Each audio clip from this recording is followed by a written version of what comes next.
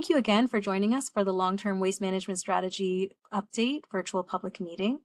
This is the first phase of a three-phase consultation, and we're going to start today with a presentation to get you situated with the long-term waste management strategy, and then we'll have a Q&A and a discussion period where we're looking forward to hearing your feedback. So first, we'll start with the land acknowledgement. The City of Toronto acknowledges that we are on the traditional territory of many nations, including the Mississaugas of the Credit, the Anishinaabe, the Chippewa, the Haudenosaunee, and the Wendat peoples, and is now home to many diverse First Nations, Inuit, and Métis peoples. The city also acknowledges that Toronto is covered by Treaty 13, signed with the Mississaugas of the Credit, and the Williams Treaties, signed with multiple Mississaugas and Chippewa bands. The City of Toronto acknowledges all treaty peoples, including those who came here as settlers, as migrants, either in this generation or in generations past, and those of us who came here involuntarily, particularly those brought to these lands as a result of the transatlantic slave trade and slavery. We pay tribute to those ancestors of African origin and descent. So again, this meeting is being recorded for upload to upload online so that those who could not attend today can see the presentation. However, the question and answer period and the discussions will not be recorded.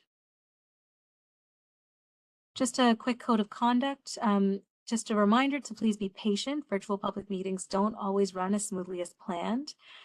Be brief, so please limit yourself to one question during the Q&A or to one comment when you're called on to speak during the discussions.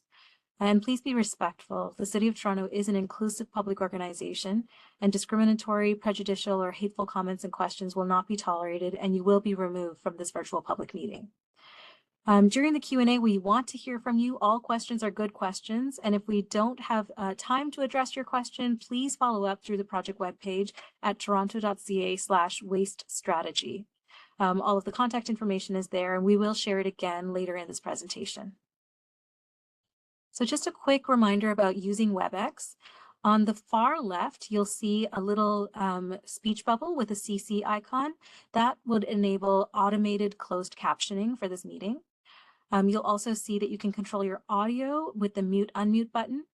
You can raise your hand by clicking on the hand icon, and you can leave the meeting by clicking on the red X. If you accidentally leave the meeting, you can always click back in by clicking on the link available at toronto.ca/wastestrategy, or if you registered, you can click on the link that came to your email. Later on, during the Q&A, we will be taking questions through the WebEx Q&A function, which is available through the ... on the far right of your screen. So not the ... next to the red X, but the other three dots that are on the far right bottom of your screen. During the presentation, if you do have questions, please enter them there, and then we'll have a Q&A period at the end of the presentation for clarifying questions. Next slide, please. If you're having any audio trouble, WebEx can actually call you for free. What you would do is click on the arrow next to the mute/unmute button, and a menu will pop up. At the bottom of that menu is an option to switch audio, and you can enter your phone number there and click switch, and then WebEx will call you, and there are no long distance charges for this. So that way you can continue watching the presentation on your screen and your audio will come through your phone. Our agenda today will be starting with a welcome. And then a presentation to get you situated with the data that we have and the updates from the 2016 long-term waste management strategy. Then we'll have time for questions and answers about the presentation. Then we'll be going into breakout rooms for a community discussion, and then finally we'll come back to the main room altogether. Your presenters today are Charlotte Ueda, Director of Policy, Planning and Outreach, Erwin Pasquale, Manager of Solid Waste Policy and Planning, Sophia Chang, Senior Project Manager of Solid Waste Policy and Planning, Atif Durrani, Project Director of Residual Waste Management, Dan Boulos, Senior Project Manager, Residual Waste Management, and me, Sivahami Vijendra, Senior Coordinator of the Public Consultation Unit. So thank you so much for being here, and we'll start off with a few words from Charlotte Ueda. Thanks, Eva. Good evening and welcome to tonight's public consultation meeting. As you'll learn in the next few moments, the City of Toronto manages over 830 tons of waste annually, providing waste collection and processing services to residents, city facilities, and some non-residential customers. Toronto is the fourth largest city in North America, and we operate one of the most complex integrated waste management systems. From our creative promotion, education, and outreach efforts, or partnering with local organizations to deliver community-based waste reduction programming, to being an industry leader in processing food and organic waste to generate renewable natural gas that's used to fuel vehicles and heat buildings. Having an updated waste strategy is important to help guide our future waste policies, programs, and services for many years to come. Your feedback on what's working well and what you'd like to see included in the next iteration of the waste strategy ensures that we develop a roadmap that will best meet the needs of our residents and community alike. I would like to thank each and every one of you for taking the time this evening to learn about what we are doing to help reach the city's climate change and circular economy goals. I look forward to having a fulsome discussion and hearing your thoughts on what you would like to see in our waste strategy update and how we can together achieve a low carbon future and an aspirational zero waste goal. And now I will pass this back to the project team to take it away from here. Thank you. Thanks so much, Charlotte. So we'll start with Erwin. Thanks, Eva. And good evening, everyone. The waste strategy was approved by Council in 2016, and it guides the development and implementation of environmentally sustainable, socially acceptable, and cost-effective waste management policies and programs. It guides the city's actions to reduce the amount of waste requiring management and includes recommendations for reducing single-use items and promoting reuse, enhancing educational tools such as a mobile app, exploring policies to encourage participation in waste diversion programs, undertaking technology feasibility studies, and implementing short and medium-term actions to reduce the amount of garbage disposed of at the Green Lane landfill.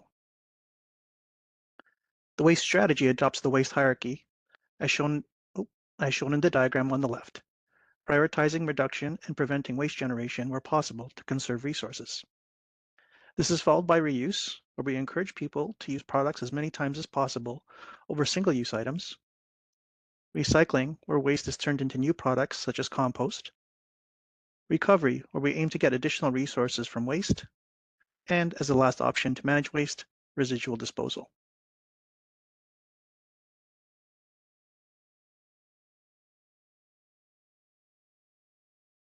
Through extensive public consultation, a vision was developed in 2016 for the waste strategy that describes what it strives to achieve. Together, we will reduce the amount of waste we generate, reuse what we can, and recycle and recover the remaining resources to reinvest back into the economy. We will embrace a waste management system that is user-friendly and that balances the community's needs with the environment and long-term financial sustainability. This way, together, we will ensure a city that is safe, clean, beautiful, and healthy.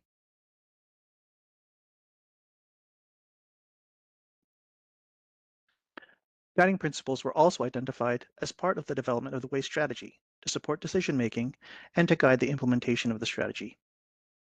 We will work to mitigate climate change impacts by finding solutions that reduce greenhouse gas emissions associated with our waste management system, prioritize our community's health and the environment in decision-making to minimize negative impacts and to maximize benefits, lead the change by taking ownership and responsibility of the waste we produce and leading by action, make the future system transparent.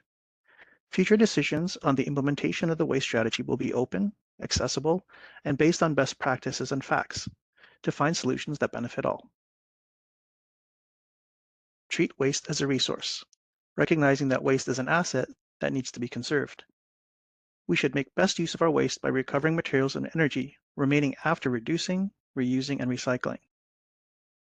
Embrace social equity by having a waste management system that is easy to use for all residents and that the community can understand and participate in. Ensure financial sustainability. Financially sustainable solutions that are easy and affordable to maintain by future generations and also help to stimulate economic growth within our community. And finally, support development of community partnerships, working together with local community groups and organizations to help us reach our goals and reduce waste more effectively and efficiently.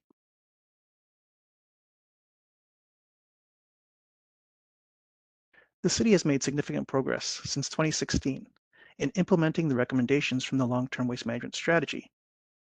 I won't go through everything on this slide, but I will note that in 2018, the TO Waste app, the Waste Reduction and Community Grant Program, and the Community Reduce and Reuse Program were launched. In 2021, the capacity of the Dufferin Organics Processing Facility was increased. And earlier this year, the Single-Use and Takeaway Items Bylaw came into effect.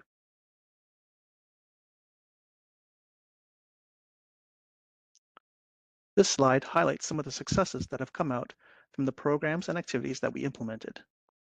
Again, I won't go through every item, but I will highlight the launching of the 5 different Community Reduce and Reuse programs: the Urban Harvest Program, the Sewing Repair Hubs, the Bicycle Repair Hubs, the Community Composting Program, and the Sharing and Reuse Spaces. Since 2018, more than 23,000 bikes have been refurbished or repaired through the Bicycle Repair Hubs. And also since 2018, more than 632,000 kilograms of carbon dioxide have been avoided through the Community Composting Program. Now I'll hand over the presentation to Sophia, who will provide details on the waste strategy update. Thank you, Erwin, and good evening, everyone. So waste management planning is a continuous process which involves reviewing and revising the waste strategy to ensure we continue progressing towards our long-term waste management goals. A review of our waste strategy has observed changes in our customers' needs, waste trends and technologies, and the legislative and regulatory landscape, which in turn has informed the actions that the city has taken to pursue or accelerate initiatives.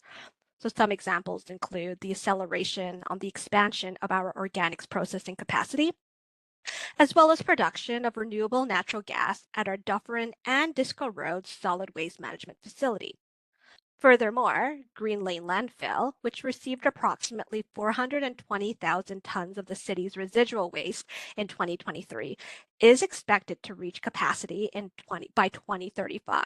And you'll hear a little bit more about this later on in this presentation. And so as such, an update to the waste strategy is required to reflect Toronto's current as well as our future waste management needs more accurately. And so since the implementation of the waste strategy, there has been several new or updated regulation that has affected the city's work. And so this includes the Resource Recovery and Circular Economy Act, which was enacted in late 2016, with the subsequent adoption of the Strategy for a Waste-Free Ontario, which lays out Ontario's vision for a circular economy and the goals for a zero waste Ontario. We've also had the Food and Organic Waste Policy Statement, which provides directions to increase waste reduction and recovery of food and organic waste, as well as the Extended Producer Responsibility, also known as EPR regulation, which makes product producers responsible for the management of items that they supply to consumers. The federal government also established the Canada-wide Action Plan on Zero Plastic Waste, which is a voluntary framework with a goal of 100% reusable, recyclable, or recoverable plastics by 2030. And lastly, there is also an amendment to the Environmental Assessment Act, which now requires both the host municipalities and certain neighboring municipalities within a 3.5 kilometer to provide support for any new landfill development. So with all the changes that have occurred since 2016, the update of the waste strategy will be guiding the next implementation period between 2026 to 2036, and we'll be assessing how well programs have been working and where improvements may be needed. We'll be exploring options for the continued reduction and diversion of waste. We'll be reviewing and identifying any new measures of successes and ways to track progress. And this will also help inform what our long-term disposal of residual waste, also known as garbage, and we will continue to work towards our aspirational goal of zero waste and a circular economy that aims to maximize our resources by moving away from a linear take, make, and disposal approach. So the waste strategy update is being prepared in 3 different phases, where each phase will include public consultation and input from the public and interest group. We're currently in phase 1, where we're focused on creating a foundation to build the updated strategy on. We're looking to get your feedback on the vision and guiding principles of the waste strategy. We're looking to solicit ideas to reduce and divert waste from landfill. And we're also looking to provide information on some of the landfill capacity challenges and considerations related to disposal options.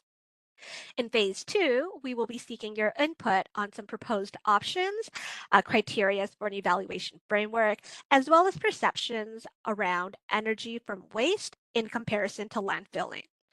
And our last phase will be the creation of a roadmap that will be outlining an updated 10-year waste strategy, and we'll be seeking your feedback from you on the proposed recommendation, and we'll be presenting the final strategy back to Council in 2026. I'm now going to hand it over to Dan, who's going to share more details on the landscape of Toronto's waste. Thank you, Sophia, and good evening to everybody. So as Sophia mentioned, I'll be providing a summary of the waste that the city manages. So this slide provides an overview of the waste that the city managed in 2023, and we'll take a closer look at its composition by waste. On the left, you see the overall breakdown of waste. You can see that nearly half the waste that the city manages is garbage and sent to landfill, while the other half is diverted through our recycling, green bin, and yard waste programs. In the middle and right sections, we examine the composition of garbage from our audit data, from our single-family audit data, and our multi-residential audit data. So for single-family households, you could see about 40% of what's placed in the garbage actually belongs in the garbage, leaving about 60% of what's found in the garbage material that could otherwise be diverted through our recycling or green bin or yard waste programs. For the multi-residential households, the numbers are a little bit more striking, as only about 20% of the garbage that's found in the garbage stream is actually garbage. That means 80% of the waste that's found in the garbage stream could have also been diverted. So this is an important slide, really highlights the importance or the opportunities for additional waste diversion at the City of Toronto. Next slide. So this slide provides an overview of the sources of waste collected by the city. So starting on the left, we see that the majority of the waste comes from residential sources. This includes both single-family and multi-residential buildings. Non-residential waste, non-residential waste makes up about 10% of the total waste collected by the City of Toronto. Most of the non-residential waste in the City of Toronto is such as commercial waste, construction and demolition waste is collected by private waste management companies. So most of that waste is not managed by the City of Toronto.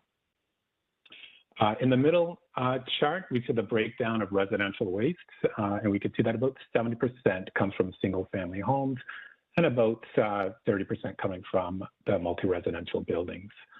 Again, similar to non-residential waste, the city only manages about 50 to 60% of the multi-residential buildings, whereas we manage about 100% of the single-family homes. The rest of those multi-residential buildings are managed, again, by the private service providers.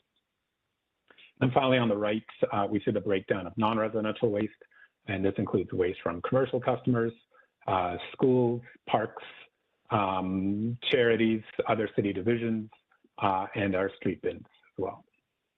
And next slide. Thank you. So this slide illustrates how waste flows through Toronto's integrated waste management system. So waste typically enters our system through one of two pathways. First way could come in through our curbside collection. This is where waste is collected from our residential and non-residential customers and transported to a transfer station. Or it can be come in through one of our drop-off depots, and this is where residents and businesses can bring waste directly to one of our drop-off depots located in a transfer station. So once at the transfer station, organic waste or waste from our green bin is sent to organic processing facilities where it's turned into compost. This compost is given away for free at our community environment day events and also available for pickup at our drop-off depots. This organic waste also creates renewable natural gas, which is used to power city vehicles, as well as heat some of our own facilities. Recyclables or blue bin material is sent to a material recovery facility where it's sorted into different materials and sold to markets to be made into new items. And finally, garbage is transported to the landfill for disposal. Now I'm going to hand it over to Atif, who's going to discuss a little bit of our residual waste disposal options. Thanks, Dan. So the next few slides speak to residual waste or garbage. I just want to emphasize, as the speakers before me stated, our emphasis is really on reduction and diversion, but unfortunately, we still are going to be producing waste, so we need to talk about garbage. As Sophia indicated, we want to share some information out with you in this phase 1 of the consultation, so you're aware of some of the challenges the city is facing and options we're exploring around residual waste. We're looking forward to continuing that conversation on residual waste in phase 2 of the consultation, and that'll happen next spring. But right now, we just want to build some foundational knowledge with participants so you're prepared for that conversation to come. So with that, let me just go through a few of these slides. So not everyone is aware of this, but currently most of Toronto's waste is sent to Green Lane landfill. And this landfill is located near London, Ontario. On this slide, you can see the map with Green Lane's location. That's the yellow parcel of land in the inset map and its relation to Toronto, where the waste originates. You can also see some of the nearby communities, including First Nation communities. The Chippewas of the Thames First Nation, the Munsee Delaware Nation, and the Oneida Nation of the Thames, as well as the hosting township of Southold and the City of London. At our current disposal rate, Green Lane is expected to reach capacity by 2034 or 35, so that's in about 10 years. This isn't unique for Toronto. This isn't unique for Ontario, I should say. A recent report estimates that the province as a whole faces a shortage of landfill space in around the same time frame, so in 10 years. However, establishing new landfills in Ontario is very challenging, and this is one of the reasons that no new landfill has actually been built for the last 20 years. Recent provincial legislation has led to further restrictions on new landfill sites, compounding these difficulties. Because creating new capacity requires time and careful planning, we're beginning to explore our options now. Next slide, please. So what do those options look like? In 2023, City Council approved the residual waste management work plan, which outlined some options for considerations to meet the needs of our growing population. The long-term options under consideration include identifying additional landfill capacity, and that could include developing a new landfill, purchasing a landfill, or expanding an existing landfill. And then another option would be exploring other approaches to disposal. That could include energy from waste as an alternative, recognizing the challenges associated with developing new landfill sites. As part of the work plan, Council directed Solid Waste Management Services Division to conduct community consultations on energy from waste before making any further decisions on this option. This brings us to where we are now, phase 1 of the consultation process, where, as I indicated, we're sharing background information on Ontario's waste disposal challenges and some high-level information on energy from waste. Looking ahead, phase 2 of the consultation in spring 2025, that's when we'll start to engage with you and have more in-depth conversations. If we can move to the next slide. So the next couple of slides just talk a little bit about landfilling and energy from waste and how these processes work. So this slide looks at landfills. So the process is basically after reducing and diverting as much waste as possible, the remaining garbage is collected, it's transported to a landfill like the Green Lane landfill where it's compacted and it's buried. Landfills in Ontario operate under strict environmental regulations to help minimize their impact. These controls address things like protecting local water systems, managing greenhouse gas emissions, reducing debris, and controlling odors. One of the biggest environmental challenges with landfills is the methane gas that they release as waste breaks down. Methane is a powerful greenhouse gas, but it can be captured. It can either be flared to reduce its environmental impact, or it can be turned into a renewable natural gas, which can then be fed into the natural gas grid.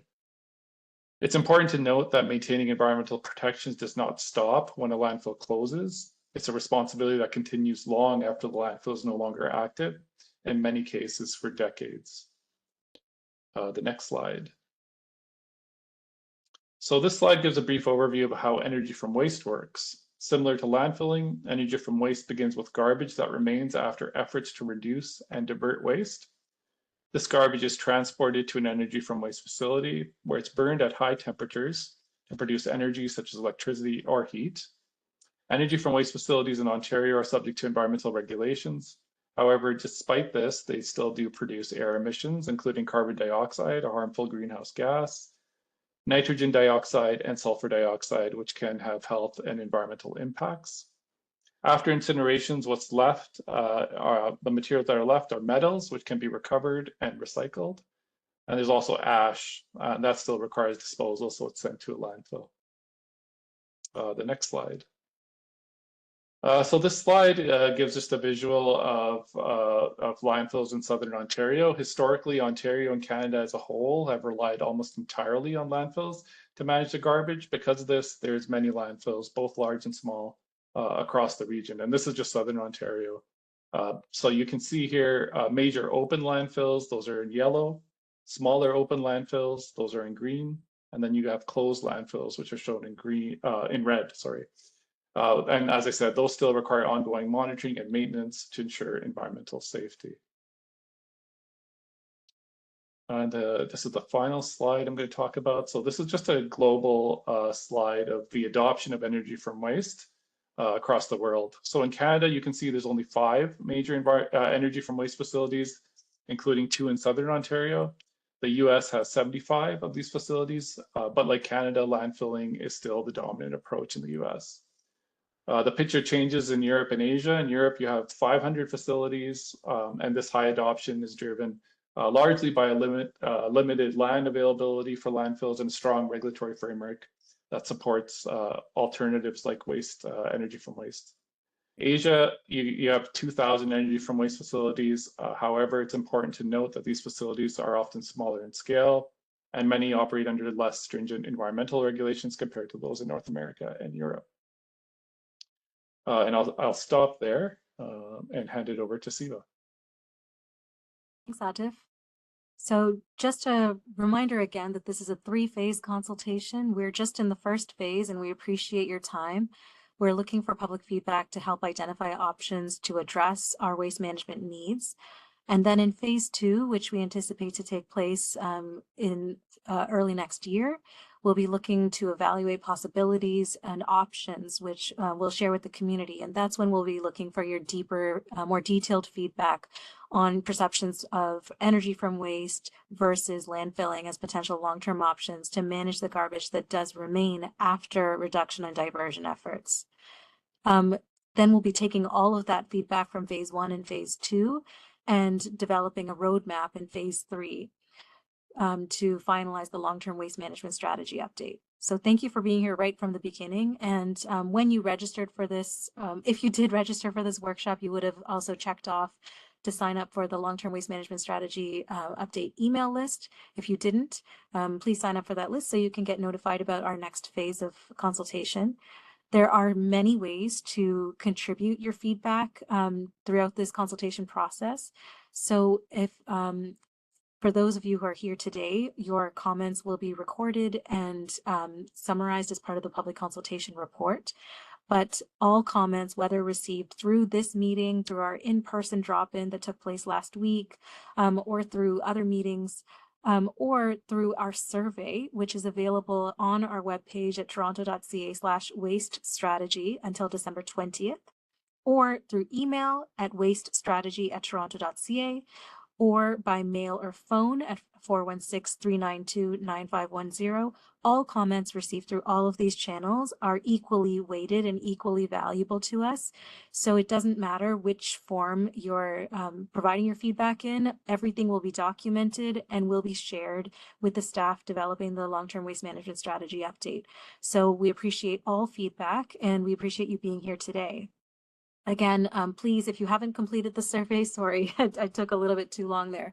Can you go back to the previous slide? If you haven't completed the survey, go to toronto.ca/waste strategy by December 20th. Please share this link with your neighbors and friends and members of your network so that we can get as much feedback as possible.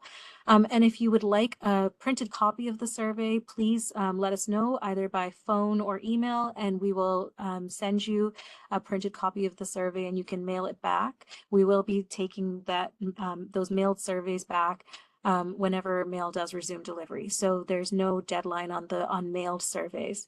And if you have any questions, please email us at wastestrategy@toronto.ca, including if your questions today, if we aren't able to get to them in the interest of time. So with that, we will end the recording and move into a question and answer period. Thank you so much again for being here.